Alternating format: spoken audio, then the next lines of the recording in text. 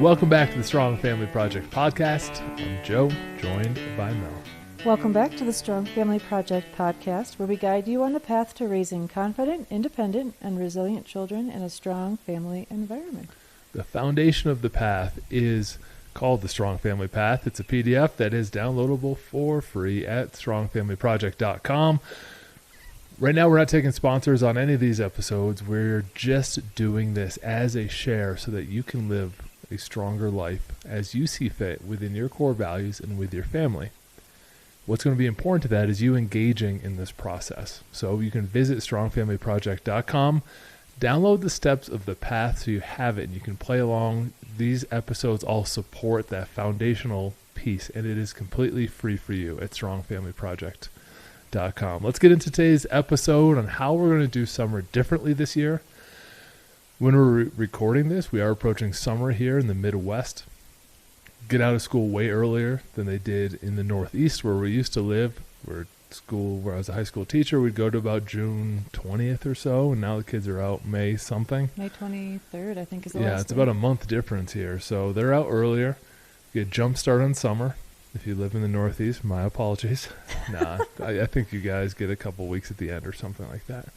But here we are about ready to start summer. So we're going to do another series of episodes for you before we take our summer break from the Strong Family Project.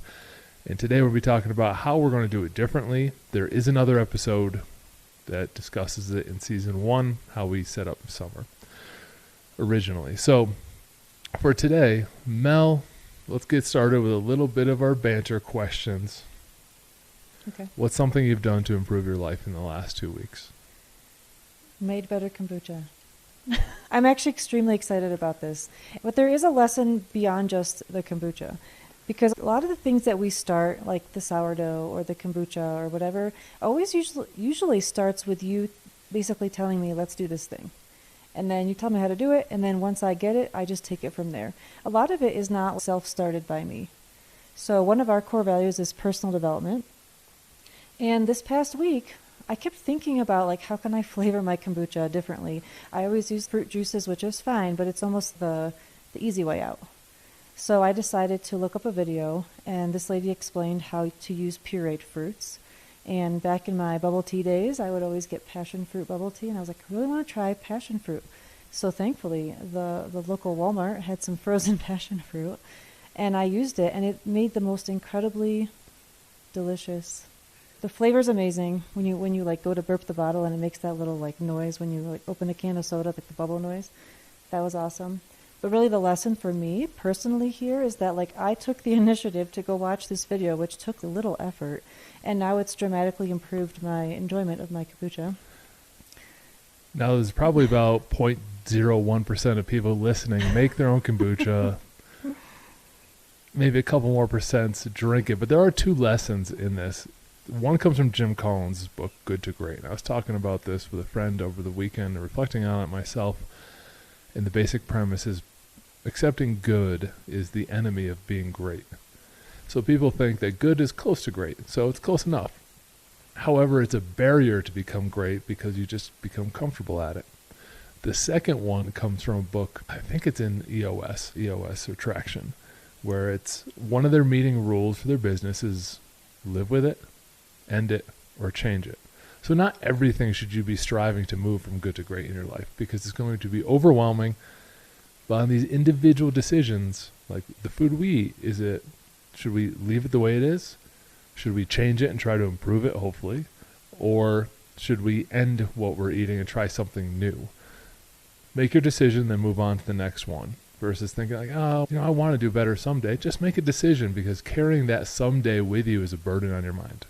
We were making, in this instance, good kombucha, or we make good sourdough naans that I put eggs on. And Mel elevated to great by finding other recipes, these pretzel rolls the kids love, or this new kombucha flavor. So while it's not just kombucha specific, it's deciding what you want to be great in your life. And we do put an emphasis on the quality of food we put into our bodies so that we have more energy to embrace more in our lives.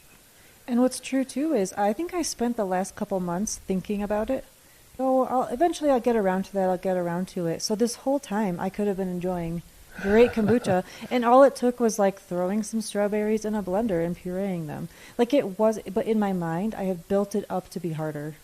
when indeed it was like one additional quick step. So I think in general, I think sometimes we do that. We think something's going to be worse than it is. And then when you actually do it, now it's just what I do. Now I just blend the strawberries. Like it's become my new normal. I agree, and it's been this interesting progress where we took something where it's like, all right, well, we're having, I don't remember what it was, like IPAs or something. Like we just stopped drinking, but Mel wanted bubbles because she's I don't know if that's a texture eater or bubbles texture. I like seltzer texture, yes. And so we would buy all these seltzer waters, and then, there's really not much in them. Maybe there's some health benefits to kombucha. We buy that, and we're like, goodness, for a gallon of this, it's like $10, and you're going through a gallon a day. Oh, more than that, yeah. Go through more than a gallon a day? No, it's more than $10. I agree. She's always hammering it. Whenever I get home, I'm like, oh, I'll get some, and it's just like a splash. He's, oh, thanks for this tablespoon. Yeah, I get a little tablespoon of kombucha at the end of the day.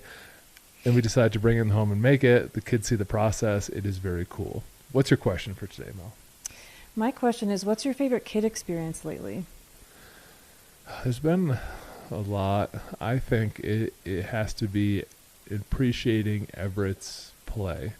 He goes out front, plays with the little toy dump trucks. He goes out in the yard, throws the ball up, tries to hit it. Like, he's just genuinely happy and enjoying life. And it's so almost emotional to see that so many kids now don't enjoy that phase for long enough because they get inundated with stress and response technology in their face. And he did these perler beads where he puts these little beads on the turtle and they get melted.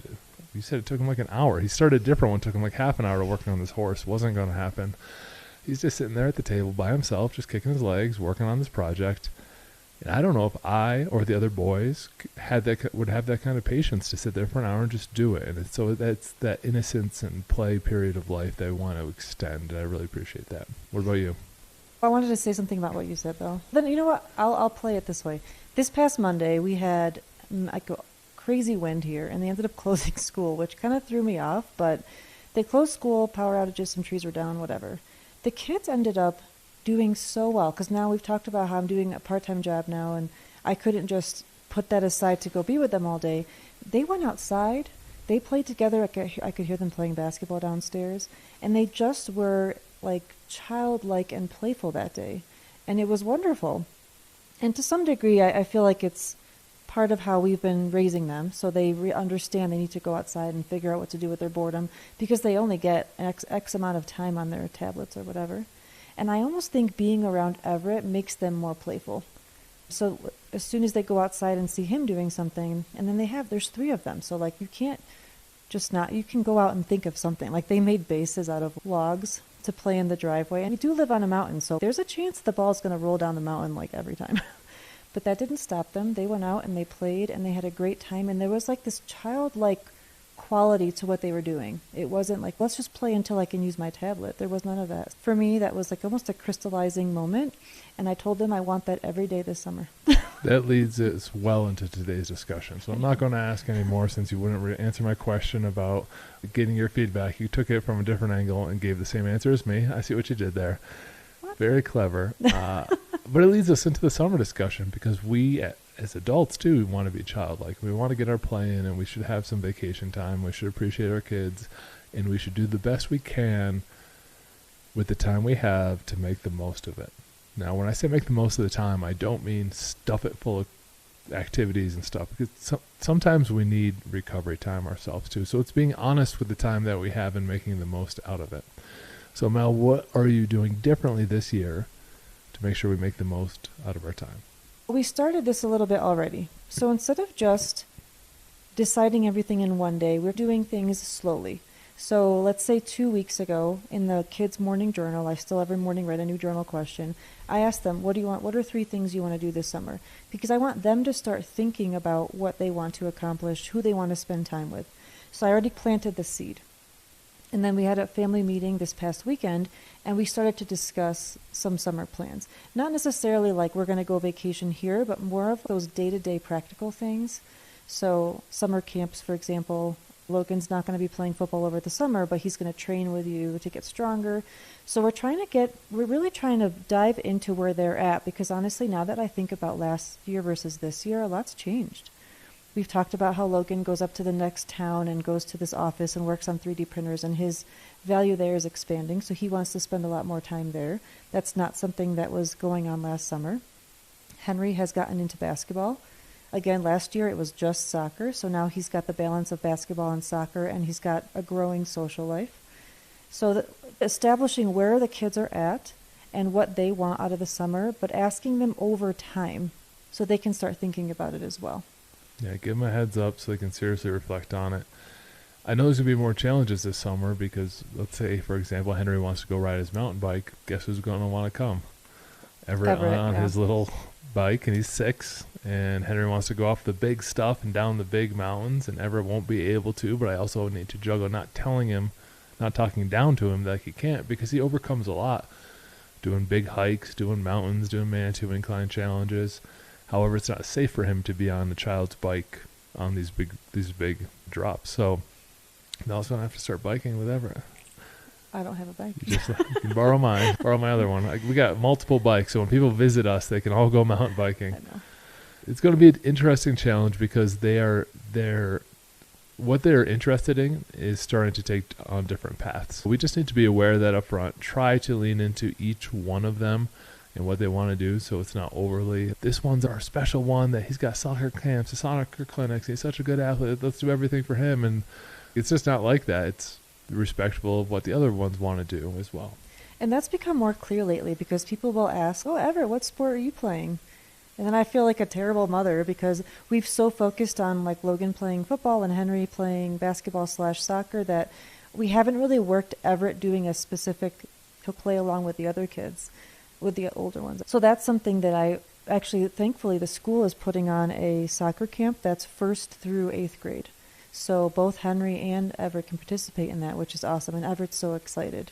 But sometimes we have to look to feedback that we've gotten, whether it was asked for or not, and realize, hey, my little kid here isn't getting as much. And I've heard this from other parents who have older siblings. They feel bad for the youngest because they just have to get trucked around and do whatever the other ones are doing, or a lesser version, like you said with the biking.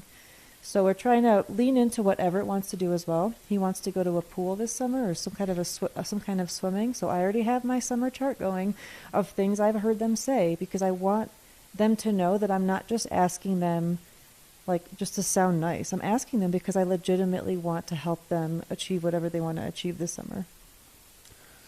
Anything else on the kid topic? Because I'm going to ask you another question. I had one, but I know. I don't know if it all involves kids, I suppose, so I guess I'll go with this. I believe at the episode last summer, I had made this idea where this summer I'm going to teach them a new skill, like folding laundry, and I think I really dropped the ball. Differently this summer, I'm really going to make that happen. I think I had taught them how to do laundry, but I didn't teach them the next step, and I want to make sure that I continue those success skills, because those are things they're going to have to know. And maybe there's even something else. Oh, they've been begging me to help them open bank accounts for 2 years, if not longer. So that's another thing that I want to make sure I do. And again, I'm hearing what they need, and then I'm trying to be practical. Is this something that's important? Is it something I can do? And then move forward with it. So those are some things that I'm going to put on my list of things I want to accomplish with them. Because if you don't set it as a goal, like last summer I did, but I dropped the ball. So I'm going to go back and start again and accomplish it this time. What goals do you have for yourself this summer? Oh boy, I'm so busy thinking about them. I don't think about my goals. Told you I was going to hit you with a harder question. I want to explore more of where we live. I would like to take a trip. Rocky Mountain National Park? I mean, that's one of them. I would like to visit family. I would like to start to see more of Colorado. We have a ton right here, which is great, but we just historically have not been good about going places with the kids and making that a priority. So I want us to do some day trips. I almost feel like you fall into this, like we went to Buena Vista several times and I love it there. And it's almost because it's close enough, let's just do that. But I'd like to try different things. So Rocky Mountain National Park is definitely on the list. And when we were up there, you and I went when we initially had come out here to look for houses, and we drove on this one road. I don't know what it's like, the Ridge Road, and about halfway in there's a place you can stop, And we looked over this like rocky stone wall, and it was just like not pastures, but like this green areas between the mountains, and there was like elk roaming, and it was as if I had looked into a different universe, like untouched by man. And that's when I was sold on moving here. So I've always wanted to share that with the kids up there. That one's doable for sure. We can get up there, we'll make it happen, see how it goes. Okay, what about you? Oh, I've got a to-do list. Got to get a shed taken care of. Oh, that's right. That's a big project. Snow smushed the shed. Can't forget the work that we have to do around the house. Got to get scheduled in. Got to do road repair. We live on a dirt road. It's been used and abused, full of ruts and potholes. So do some road repair. I'd like to take a midday nap like twice. That would be ideal. Twice a week? No, Like twice during the summer. summer. Twice during the summer, yeah. Twice a week's excessive. I have some ultra marathons to do, so I have to continue my schedule of getting up early so I can get my training in, so it's not affecting the day. Now the kids are here to get up. I'd like to get up and get my mountain runs in, and then come home and train with them, lift with them when they're up, and get their morning routines done, which is a step of the strong family path, so I'm not upsetting that apple cart and trying to piece it all together. Just want to go run in the mountains and be quiet and left alone. I like how you're talking routines, because honestly, right now, during the school year, I get up at 5:20. It allows myself a little bit of time to sit down after I get their lunches ready before I have to wake them up. And it's very easy in the summertime, even on the weekends, just like sleep in as long as possible because I'm tired from the week. But I want to make sure, even if I choose 6:30 instead, I'd like to be consistent with that as well over the summer. And I forgot about another thing with the kids. I'm going to go back to that because this is a super unique opportunity that I think might be available in more towns than we realize. So when we moved here, in the next town up, Woodland Park, they have a farmer's market. And we went a couple times and helped out with the church. And I noticed that there was a section for young entrepreneurs. So kids who would sell chocolate-covered bananas or some kind of crochet project that this girl was making, these little stuffed animals. And what they do is they open up a certain amount of tables to kids. And this year, my kids wanted to sign up. Logan, Henry, and I think one of their friends is going to join them, and they're going to be selling a variety of things. These ornaments they used to make. Logan's going to 3D print stuff, and then two of them also draw these detailed pictures of trucks. We're going to laminate them and sell those. So I love that opportunity. They want to make money because they're always finding something else they're getting into. So they want to make money, but also it teaches them customer service. Like they're going to have to speak with customers and find ways to make their table exciting, make a sign, whatever the case may be. And I think that's going to be a really big growth experience for them. They might go into it thinking it's money making, but as parents, you're going to see them gain other character traits because of it.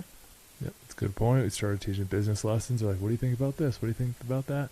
In reality, it's worth a test. Put them out there, do a minimum effective dose, come up with a couple of products or services, see which one the market responds to best. Like they're learning a lot through this process. Yeah, I'm excited about that, to observe. From a And I distance. bet some of them are going to fall on their face. And we're going to have to make sure that they get picked up and they don't think, oh, this is all stupid. Like we have to be there on the other end. We have to anticipate failure with some of these things. That's a good point, because when I look at their offerings, I personally wonder, will people be buying hand drawings of trucks? I don't know. I don't know if that's something that people are excited about. But I love them, and they're actually quite good. So I suggested, let's laminate them because it makes it a little more special. But I don't know if it's going to be good. And I think sometimes in their head they build it up. And like, how much can I charge for this? Like $20? And I'm like, sometimes it opens up good conversations for what's practical here. What is worth, this took you an hour to draw. What kind of money is worth your time? Those conversations wouldn't necessarily naturally happen otherwise. And you also have to be a bit honest. Because when the kids first sold those ornaments right during COVID time, they were like $10 each, but people thought it was so impressive that they would give them tips. So they ended up with so much more money than was practically expected that I think now they always expect they're going to get all this extra. So like you said, it's a good test to give them a reality check and see what works. Yeah, so we have our family activity. We have our family personal growth with some entrepreneurship activities. Mel's got some personal development that she will work on, and I know she wants to do even her personal stuff's kind of family stuff. But that does give us value too. I have some legitimately personal things that I want to do. I don't feel it's selfish to recharge your batteries, and mine is going to be emptying my battery essentially. But I'm going to involve the kids in the hard things that I'll be doing. A couple of challenges. We have the Rite of Passage episode where they climb Pikes Peak with me. Now that I'm getting slightly more competent at these bigger challenges and these ultra races, I'm going to have them at aid stations and participating in it. I'd love to have them eventually pace me, and my goal is to remain healthy enough that I can do a 100-mile race with each one of my kids as they get older. Everett's 6, so we got maybe 20 years of 100-mile races. And it's not for just running 100 miles flat. That's not my thing. Going out to the mountains in ways that I could not explore before, to go do these bigger challenges and appreciate and have gratitude towards the beautiful places that exist, versus running 100 miles around track. That would make me sad. I could do it, just so you know. I know. But I wouldn't want to. I think the other benefit is they're really getting to know who you are when you do these things. I don't necessarily, I shouldn't say necessarily, I don't do these challenges with you. And they know me. I have a different personality than you do and different goals than you do. And sometimes I think they wonder, like they separate themselves from your challenges. So I love that you are going to be including them in the challenge and hopefully inspiring them. The end goal isn't necessarily, hey, you're going to grow up to do challenges like this. However, if they're not exposed to it, they probably definitely won't do challenges like that or take good care of themselves or appreciate where we live. Sometimes when it comes with kids, they're not going to see the benefit that you're intending until they're older. The best we can do is plant seeds to see what happens. I did not know running a few miles was possible growing up. There's no one that I knew that would do that. I was introduced to one guy who did hard things. It was a friend's dad. It was just like a summer buddy who would give me rides to work, and he would go over to this hill called Round Top Playground and run up and down the hill. Like, damn, that looks hard. This road is like half mile long. It's really steep. And it was only like half mile, but I was like, wow, people run these things? It was crazy, and I remember thinking that, and I was like 20. I had no exposure to it, played college sports, but we were just doing sprints, nothing further than a field length. And just planting the seed that they think a lot of things are possible. A few weeks ago did the rim to rim on the Grand Canyon, and you were saying that they were considering sizing themselves up on whether they think they could do the challenge or not. They said that they could. They all were like, yeah, we could do it. And of course they don't know all the ins and outs, but I love that their initial reaction wasn't like, wait, how long is it? How hot is it? Like they didn't initially go to all of those ideas. They initially just went to, yeah, I could do that. You just keep walking. Teach them. Just keep walking. Drink some water, keep walking. And sometimes you don't know that they're picking up on what you're doing. You can trust that they are, whether it's things you want them to pick up on or things that you don't want them to pick up on. They are picking up on it, and sometimes that will show itself. So in their response to, could you do this challenge? And they said yes. That's them picking up on the signals and the seeds that you're planting. And also, to put a pin in mind for the summer, I would like to make a challenge singularly about one child and not about me. So not like in my shadow, I worry about that, or about a group effort. But one hard thing that our oldest can do, one hard thing that our middle can do, one hard thing that our youngest can do, and so that they have that sense of accomplishment. And we did that last summer, and it was amazing. The younger one did man-to-man climb. The older ones did back-to-back Pike. They did Pike Peaks days with me. They just were back-to-back, and then we did them individually so we could talk father-son, each individual climb. But coming up with something for them individually to accomplish, to say, yeah, I did this unique thing that was really hard, and I now know that I'm perfectly fit and strong enough to be able to work through, and it's more mental than anything else, work through these types of challenges. It's good to be consistent with those things, because I feel like last summer when that challenge initially happened, the rites of passage, it was so exciting. We did end up having pictures made, and we gave them for Christmas, because you want to crystallize that moment. You don't want them to forget it. But as anybody knows, when you go through something powerful, eventually the feelings kind of wane, and you almost have to remind yourself of how powerful that was. If you plan to have those experiences every summer, or however often you can, it will keep that fire burning of that excitement. Eventually, it almost becomes comical that you can think of any challenge and be like, yeah, I could do that. We did Pikes Peak. I'm like, I don't know if I can find out one that's really harder for them. But we'll work on it. We'll come up with something for the summer. Mel, final words. Give people some advice for their summers. I want you to get excited about summer and be excited about getting a lot done, and make sure that you are asking everybody in your family what they want to do. Thank you for listening to another episode of the Strong Family Project podcast. Couple more coming your way before the summer break, so make sure you're following. And if you have any questions you'd like us to answer, we're going to do one more Q&A episode before the end of the season. So please visit strongfamilyproject.com and reach out to the email on the page.